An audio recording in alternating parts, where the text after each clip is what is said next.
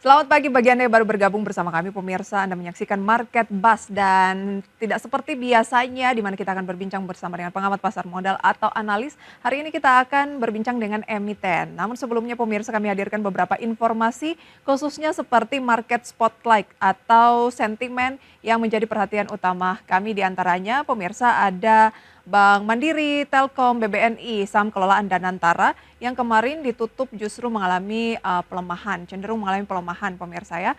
Kemudian teknologi masih pimpin penguatan sektoral dengan kenaikan 7,42%. Saham Brand dan AMMN jadi pemberat IHSG dengan pelemahan 8,7% dan 5,15%. Kita akan lihat seperti apa pemirsa infografisnya berikut ini.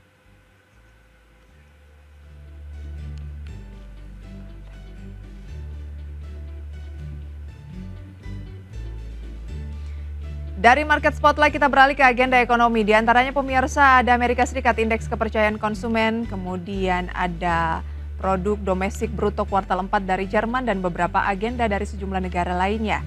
Dari emiten pemirsa ada PJAA Rapat Umum Pemegang Saham, Tele Rupo Emisi Obligasi Berkelanjutan 1 tahap 2 tahun 2016, Tele Rupo Emisi Obligasi Berkelanjutan 1 tahap 3 tahun 2017, dan masih Tele Rupo Emisi Obligasi Berkelanjutan 1 tahap 2 tahun 2016. Dari agenda emiten, pemirsa kita beralih ke update Asia yang mungkin bisa menjadi acuan pembukaan perdagangan. Di hari Selasa ini di mana semuanya kompak bergerak di teritori negatif, Nikkei turun 1%, Straits Times Singapura turun 0,14%, Kospi turun 0,2%, Hang Seng Hong Kong turun cukup signifikan 2,68%.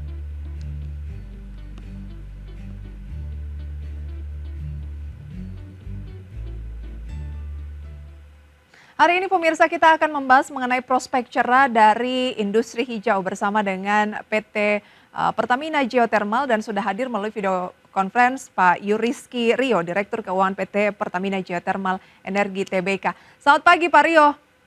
Selamat pagi Mbak Prisa. Kabar baik ya Pak ya? Alhamdulillah baik. Gimana kabar Mbak Prisa? Kabar luar biasa. Nah, berbicara mengenai kabar yang baik, kabar yang luar biasa nih Pak Rio. Kemarin kan sudah diluncurkan Danantara setelah sempat digaungkan sudah dari akhir tahun lalu, akhirnya benar-benar resmi diluncurkan. Nah, yang tergabung untuk tahap awal ini adalah BUMN, ada 7 diantaranya adalah Pertamina. Nah, apa respon dari Pertamina Geothermal Energi terkait dengan peluncuran ini?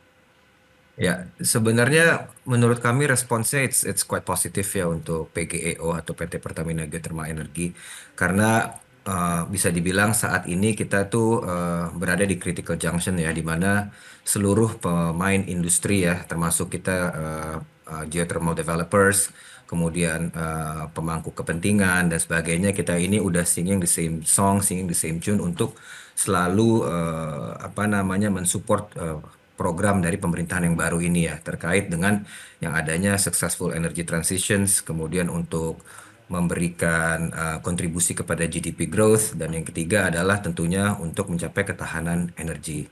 Kan kalau kita bilang dari successful energy transition, bisa dibilang geothermal itu kan merupakan resource yang memiliki baseload karakteristik ya, sehingga kita juga bisa memberikan sumber electricity atau supply electricity yang memang sangat reliable dan handal gitu ya, dengan memiliki capacity factor bisa mencapai 90%, sehingga ini bisa memberikan supply energi electricity yang berkelanjutan. Yang kedua, kalau kita ngomongin successful transition energy aja itu kan nggak cukup gitu kan. Energy transition harus bisa menarik, sehingga geothermal itu memang kita di PGE juga diharapkan bisa menciptakan some kind of a GDP multiplier effect gitu. Nah, kita kalau mengembangkan panas bumi saja itu memang sekarang kita lakukan, tapi sebenarnya kalau kita go deeper ya, supporting industry, supporting value chain itu masih banyak yang kita bisa kembangkan, sehingga ini bisa menciptakan suatu industri atau ekonomi baru yang nantinya bisa menciptakan economic multiplier effect. Dan yang ketiga tentunya dengan resource kita yang abundance ya dari PGE itu sendiri, kemudian kita base load in characters, menurut saya ini sudah merupakan inevitable ya, kalau PGE dengan resource kita yang banyak kita bisa menjadi backbone ya untuk mencapai atau membantu pemerintah melalui Danantara ini supaya Indonesia bisa mencapai ketahanan energi. Mungkin Baik, itu itu. yang kita harapkan juga bersama dengan pemerintah ya. Ya. misalnya PGEO bisa menjadi backbone untuk mencapai ketahanan energi.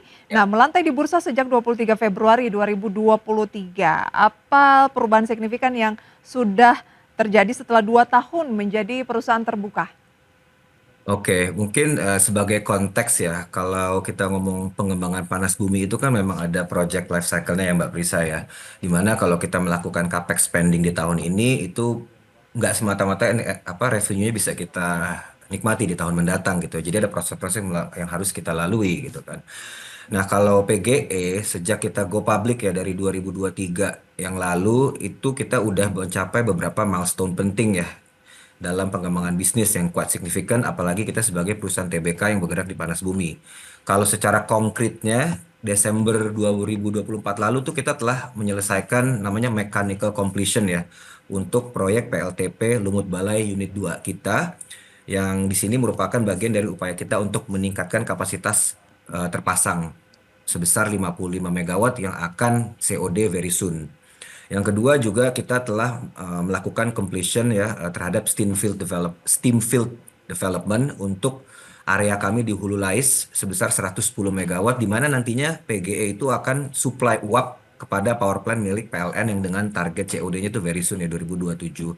Dan juga ada kita telah melakukan joint venture arrangement dengan PLN Group di September 2024 lalu untuk kita mendevelop yang namanya cogeneration power plant, di mana cogen ini merupakan optimisasi existing power plant dengan menggunakan teknologi tertentu yang gunanya nanti bisa menghasilkan kapasitas tambahan sampai dengan 20%. Hmm. Nah, total identified cogen ini kita sampai dengan 2030 itu ada 230 megawatt yang nanti kita akan kerjasamakan dengan PLN untuk pilot project itu sebesar 45 megawatt.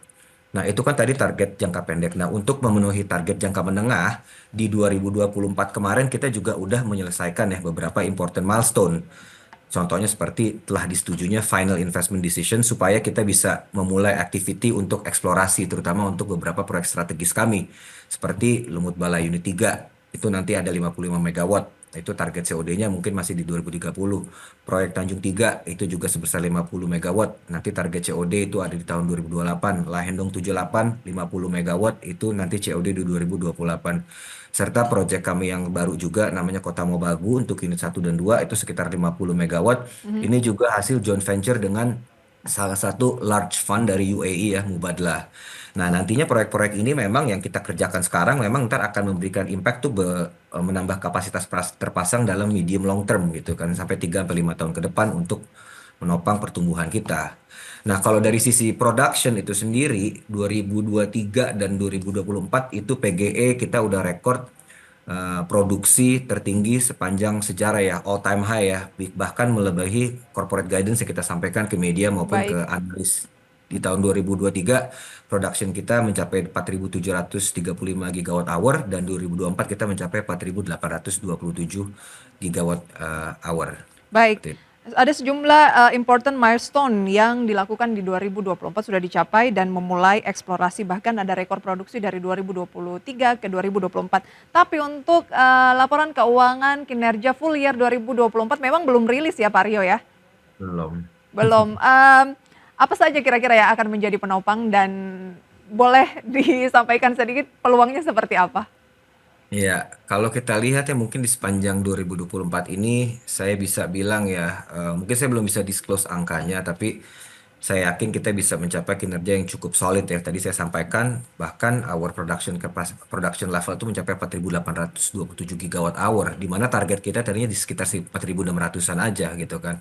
Walaupun ini belum ada kapasitas terpasang baru ya, tapi namun production kita ini bisa kita optimalkan meningkat dari tahun sebelumnya tadi saya Hmm. sampaikan gitu kan. Ini memang yang kita lakukan adalah beberapa activity seperti accelerations of maintenance time, kemudian kita drilling makeup wells to fulfill existing contract dan juga pengoptimalan kapasitas pembangkit gitu. Nah, kalau kita lihat dari tahun 2024 memang growth production paling tinggi itu dari dua area kita ya, dari Karaha dan Lumut Balai. Itu dengan peningkatan produksi tertinggi, tapi mungkin penyumbang terbesarnya masih ya dari area Kamojang dan juga Hmm. kebetulan area Ulu Belu ya. Kalau combine itu mereka total production-nya itu mencapai 1,7 gigawatt hour di tahun 2024 dengan kapasitas faktor 85%. Itu kan dari sisi operasional ya. Namun dari sisi keuangan itu juga teman-teman di keuangan itu berhasil melakukan yang namanya prudent cash optimizations dan juga foreign exchange management, sehingga ini ada pendapatan yang cukup signifikan dari interest income dan dari unrealized gain on forex gitu ya. Mungkin kalau tahun 2024 ini secara full year saya belum bisa sampaikan, tapi just to remind ya, mungkin untuk 9 bulan 2024 revenue kita itu mencapai 306 juta US dollars, di mana EBITDA-nya mencapai 267 juta US dollars dan net profit-nya 134 juta US dollars. Baik, Stay eh, tune untuk full year-nya, mungkin within the next 1 or 2 weeks kita akan rilis. baik. Tapi optimis ya bahwa kinerjanya akan lebih baik dari 2023. Ya, betul. Baik, dan pendapatan juga akan lebih baik dari 2023. Correct. Baik, nanti akan kita lanjutkan, Pak Rio, kita harus jeda terlebih dahulu. Pemirsa, perbincangan spesial bersama dengan Direktur Keuangan PT Pertamina Geothermal Energi Tbk, kami lanjutkan usai jeda. Terima kasih pemirsa Anda kembali bersama kami dan kita masih berbincang emiten tentunya bersama dengan Direktur Keuangan PT Pertamina Geothermal Energi Tbk atau dengan kode saham PGEO, ada Pak Yuriski Rio.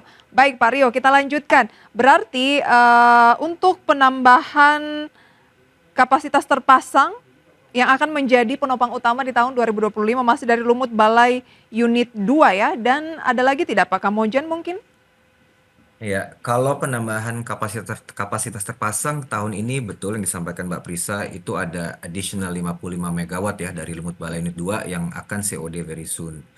Cuman memang kalau kita lihat nanti secara apa namanya, secara kontribusi terhadap dengan produksi itu nanti masih akan ditopang paling besar dari Kamojang dan juga dari Hulu Belu. Mungkin total sekitar 1,7 sampai 1,8 gigawatt hour dari dua itu, Mbak Prisa.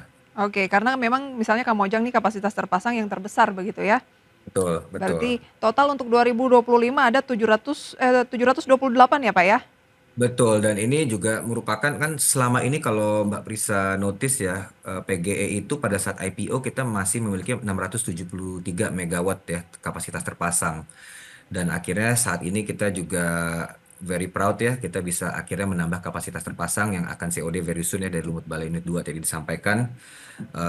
Dan ini pun juga sebenarnya merupakan entry points ya atau gateway untuk membawa PGE itu to the next level, which is this is the apa ya, pintu masuk utama untuk kita menuju ke kapasitas pasang sampai dengan 1 gigawatt sampai dengan 2 atau 3 tahun ke depan. Seperti itu. 2 atau 3 tahun ke depan dengan target 1 juta megawatt ya. Betul sekali. Nah, apakah hasil di 2025 728 ini adalah pertumbuhan organik PGEO saja sejauh ini atau seperti apa?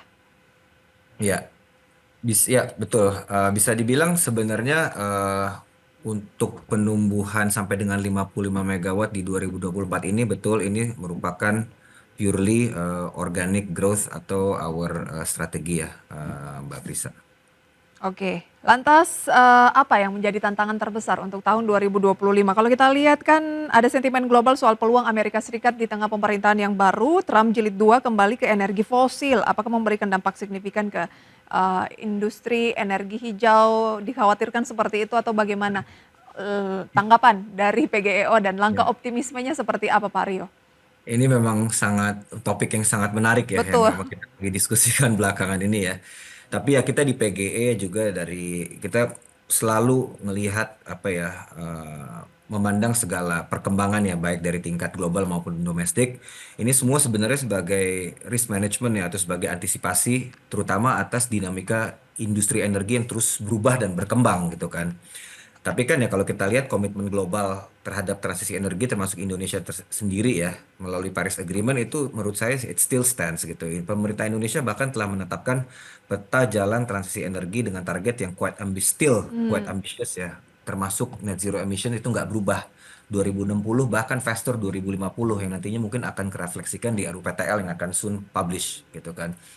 Dan kalau kita lihat ke Indonesianya sendiri ya, Mbak Prisa ya, cadangan panas bumi kita itu ada 24 gigawatt sebenarnya di Indonesia. Tapi yang terutilisasi itu baru 2,6 gigawatt. Jadi kita lihat opportunity masih sangat besar di baik. Indonesia dan potensinya juga sangat besar ya.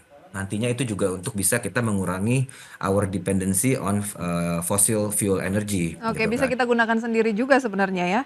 Betul, betul. Dan sebenarnya kalau kita lihat ya apa namanya hingga kuartal 3 2024 PGE ini masih memiliki strong firepower ya dalam bentuk cash balance sebesar hampir Mhm. 700 juta US dollar untuk kita mendukung target kapasitas pasar sampai dengan 1 gigawatt gitu kan. Baik, Dengan produksi strong iya, cash balance ya.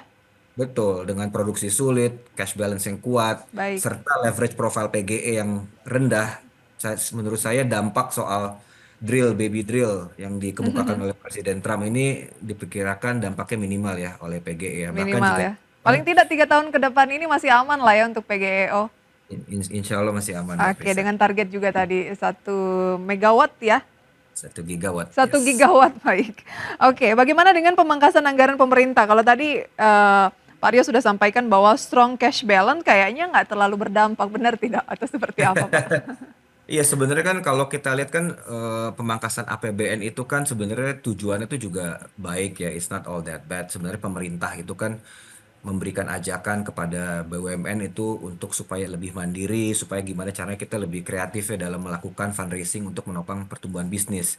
Seperti dengan penjajaki skema-skema ya public-private partnership, strategic collaborations dan sebagainya gitu kan.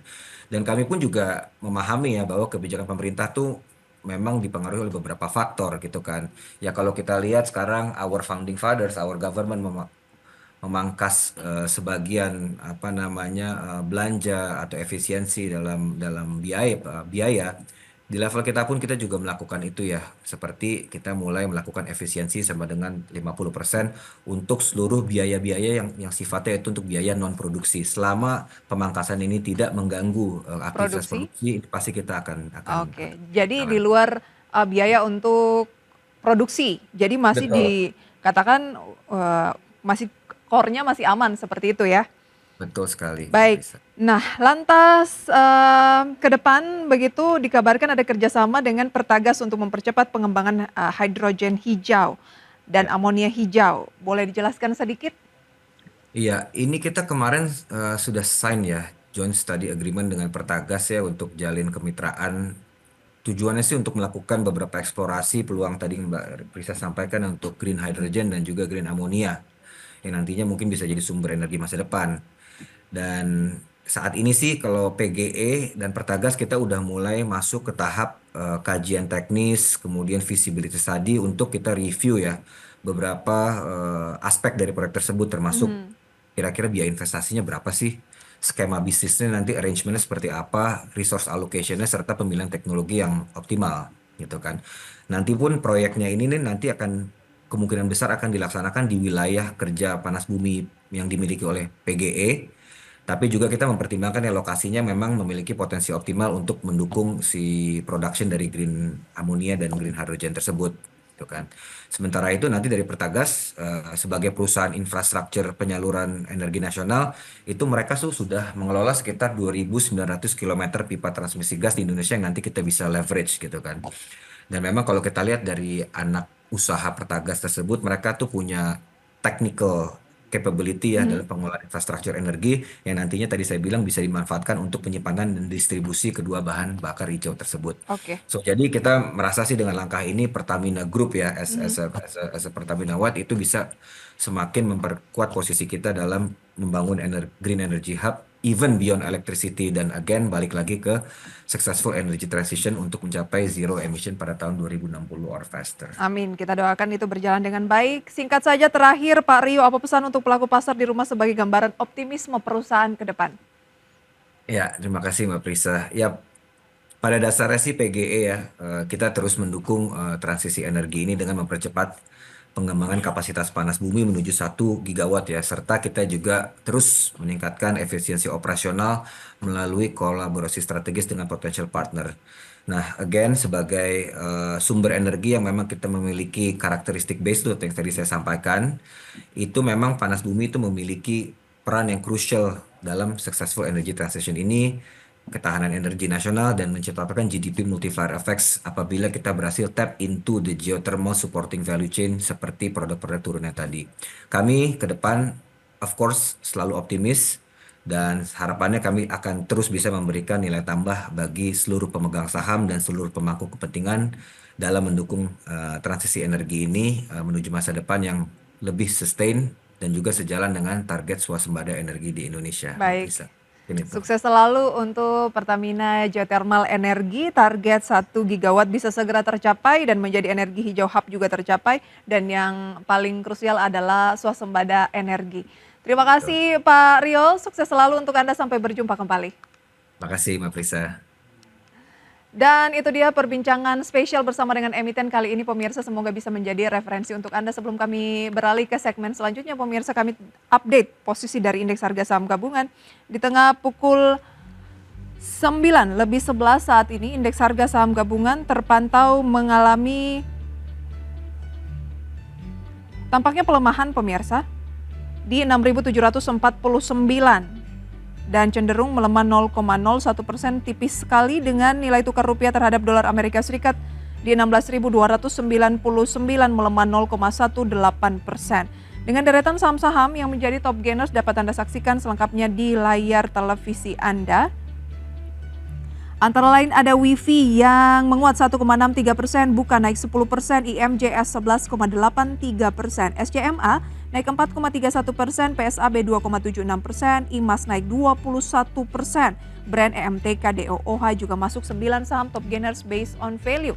Sementara pemirsa yang menjadi losers adalah emiten blue chip seperti Telkom yang turun 2,69%, WIRG 1%, Unilever 3%, Meja, MDKA, IOTF, Elite, Film, dan juga ada JARR. Teknologi masih memimpin dengan penguatan namun sudah mulai terbatas dibandingkan hari-hari sebelumnya yang menguat 1,46%, kemudian keuangan di posisi kedua 0,47%. Infrastruktur menjadi sektor dengan pelemahan, kemudian juga ada beberapa sektor lain pemirsa yang dapat Anda saksikan selengkapnya di data RTI. Itu dia review singkat pembukaan perdagangan pukul 9:12 waktu Indonesia Barat.